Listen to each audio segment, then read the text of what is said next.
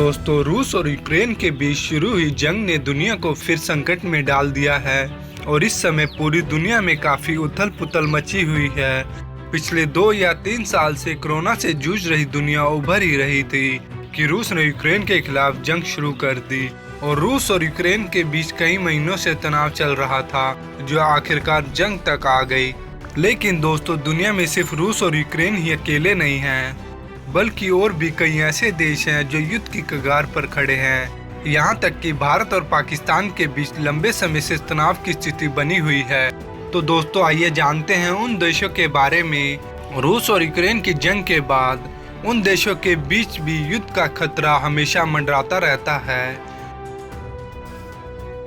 पहला, चीन और ताइवान। दोस्तों, चीन और ताइवान में विवाद की वजह दूसरे विश्व युद्ध के बाद बनी, जब चीन में राष्ट्रवादी पार्टी कुओमिंतांग और कम्युनिस्ट पार्टी के बीच संघर्ष शुरू हो गया और सन 1949 में चीन में कम्युनिस्ट पार्टी की सरकार बनी और माओ त्से तुंग चीन के नए राष्ट्रपति बने और वहां पर राष्ट्रवादी कुओमिंतांग की पार्टी के लोग भागकर ताइवान आ गए और उन्होंने इसे एक स्वतंत्र देश घोषित कर दिया और सन 1949 में चीन का नाम पीपल्स रिपब्लिक ऑफ चाइना और ताइवान का नाम रिपब्लिक ऑफ चाइना पड़ा।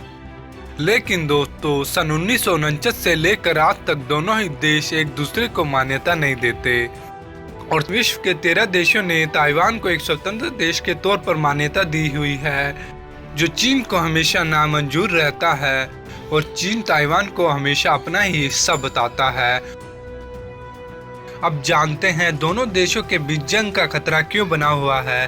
तो दोस्तों, चीन लगातार ताइवान पर हमला करने की कोशिश करता रहता है और चीन के लड़ाकू विमान अक्सर ताइवान की सीमा पर घुसपैठ करते रहते हैं और रूस के यूक्रेन पर हमला करते ही चीन के 9 लड़ाकू विमानों ने ताइवान पर फिर घुसपैठ की और जिस पर ताइवान ने चिंता जताई है कि यूक्रेन संकट का फायदा चीन उठा सकता है। दूसरा, अजरबैजान और आर्मेनिया। दोस्तों, अजरबैजान और आर्मेनिया दोनों ही सोवियत संघ का हिस्सा रहे हैं और दोनों के बीच हमेशा से ही नागोर्नो काराबाख इलाके को लेकर विवाद रहा है और इस इलाके को लेकर दोनों के बीच सन 1980 के दशक से ही विवाद शुरू हो गया था और बाद में जब सोवियत संघ टूटा तो ये जगह नागोर्नो काराबाख अजरबैजान के पास चला गया। दोस्तों, अजरबैजान एक मुस्लिम देश है, वहीं आर्मेनिया ईसाई बहुल राष्ट्र है और अगर बात करें विवाद की जगह नागोर्नो काराबाख की, तो वहां पर अधिकतर ईसाई धर्म के लोग रहते हैं। इसीलिए इस इलाके पर हमेशा कब्जे को लेकर तनातनी रहती है और सन 1990 में सोवियत संघ के विघटन के बाद दोनों देशों में जंग शुरू हो गई थी और दोनों देशों के बीच सन 1990 में पहला युद्ध विराम का समझौता भी हुआ था। लेकिन उसके बाद भी ये दोनों देश वर्तमान में भी लड़ते रहते हैं और अभी भी दोनों देशों के बीच सैन्य झड़प होती रहती है और अक्टूबर-नवंबर 2020 में दोनों देशों के बीच भयंकर युद्ध भी हुआ था, जिसमें लगभग 50,000 से ज्यादा लोग मारे गए थे। तीसरा, सऊदी अरब और ईरान। दोस्तों, सऊदी अरब और ईरान दोनों ही इस्लामिक देश हैं, लेकिन सऊदी अरब में सुन्नी तो ईरान में शिया मुस्लिमों की आबादी ज्यादा है और मध्य पूर्व में दोनों ही देश अपना प्रभुत्व जमाने की कोशिश करते रहते हैं। दोस्तों, ऐसा माना जाता है कि इस्लाम का जन्म सऊदी में हुआ था, इसीलिए वो खुद को मुस्लिम देशों के नेता के तौर पर दिखाता रहता है। लेकिन सन 1979 में ईरान में इस्लामिक क्रांति के बाद वहाँ के हालात पूरी तरह बदल गए और दोनों ही देश मध्य पूर्व के सीरिया, बहरीन और यमन जैसे देशों पर अपनी ताकत और प्रभाव जमाना चाहते हैं। वहीं सीरिया में ईरान समर्पित सरकार है, जबकि यमन में सऊदी का हुत्ती विद्रोही के साथ संघर्ष चलता रहता है, जिसे ईरान समर्थन देता है और ये दोनों ही देश एक दूसरे के कट्टर दुश्मन माने जाते हैं और विवाद की असली वजह यमन में सऊदी गठबंधन और ईरान समर्पित हुत्ती विद्रोह के बीच संघर्ष होना, जिससे दोनों देशों के बीच दशकों से शीत युद्ध चल रहा है। लेकिन कभी कभी ये हालात युद्ध जैसे भी बन जाते हैं और मई 2019 में ही सऊदी ने ईरान को चेताया था कि वो युद्ध नहीं चाहता, लेकिन ईरान से अपनी रक्षा जरूर करेगा। चौथा, इजराइल और फिलिस्तीनी। दोस्तों, सन 1948 में फिलिस्तीनी को दो भागों में बांट दिया था, जिससे इजराइल अस्तित्व में आया और जिसमें 55% हिस्सा फिलिस्तीनी को और 45% हिस्सा इजराइल को मिला। दोस्तों, इजराइल एक यहूदी देश है और फिलिस्तीनी एक मुस्लिम देश है और दोनों देशों के बीच हमेशा विवाद का कारण यरूशलेम को राजधानी बनाने को लेकर रहती है, जबकि इजराइल यरूशलेम को अपनी राजधानी पहले से ही घोषित कर चुका है। और विवाद की वजह फिलिस्तीनी के पास दो बड़े इलाके जिनमें गाजा और वेस्ट बैंक शामिल है।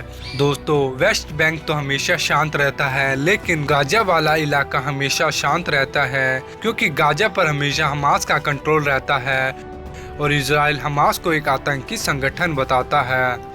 और अब आइए जानते हैं दोनों देशों के बीच जंग का खतरा क्यों मंडराता रहता है। तो दोस्तों, दोनों देशों के बीच सन 1956, 1967, 1973 और 1982 में आपस में जंग लड़ चुके हैं और इन सारे युद्ध में इजराइल ने फिलिस्तीनी को हराया है और अब 55% से रहते हुए करीब 20% ही जमीन का हिस्सा फिलिस्तीनी के पास बचा है।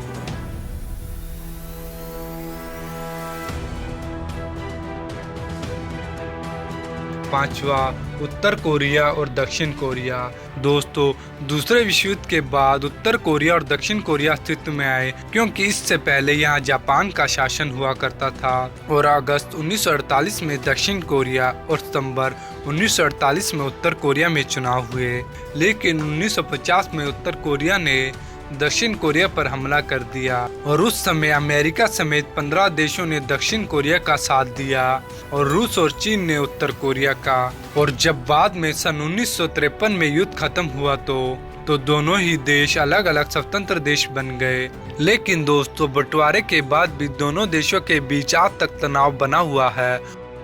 और अब आइए जानते हैं दोनों देशों के बीच जंग का खतरा क्यों है। तो दोस्तों, सन 1968 में उत्तर कोरिया ने दक्षिण कोरिया के राष्ट्रपति की हत्या की नाकाम कोशिश की थी और सन 1983 में म्यांमार में हुए एक धमाके में 17 दक्षिण कोरियाई नागरिकों की मौत हो गई थी, जिसका आरोप भी उत्तर कोरिया पर लगा।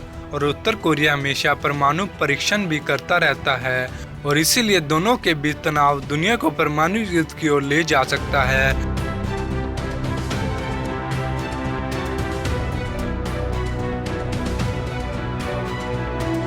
दोस्तों, जानकारी अगर अच्छी लगी हो तो वीडियो को लाइक करें और शेयर करें और हमें मोटिवेट करने के लिए चैनल को सब्सक्राइब जरूर करें।